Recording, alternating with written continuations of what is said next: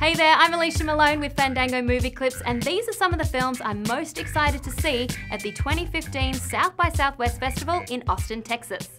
Beginning with the opening night film, Brand: A Second Coming. Now, I am so fascinated by Russell Brand. He's a comedian slash actor slash activist who we all know from his very public image, his career, his relationships, his battle with addictions. Now, he's had a change of heart and he's grappling with the very idea of fame and also about society as a whole. This documentary promises to reveal that other side to him.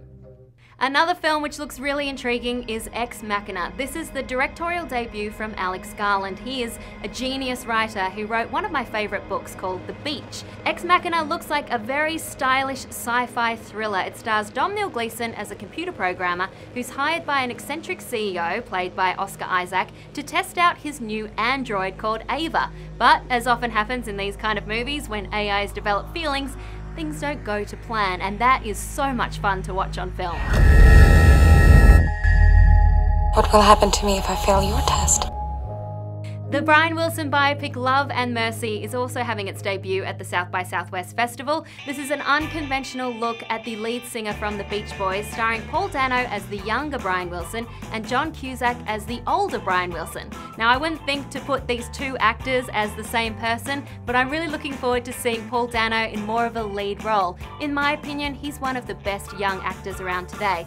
Also interested to find out more about the Beach Boys and Brian Wilson, because really, I know nothing. I'm also excited for A Brave Heart, the Lizzie Velasquez story, because documentaries are my jam. Years ago, when Lizzie found a video online calling her the world's ugliest woman, she decided to stand up and try to make a change for cyberbullying. She did this fantastic talk at the TED Women Conference back in 2013, which went viral, and since then she's been plunged into the spotlight and she's campaigning for the first ever federal bill against bullying. I'm so inspired by this premise, I can't wait to see it on the big screen.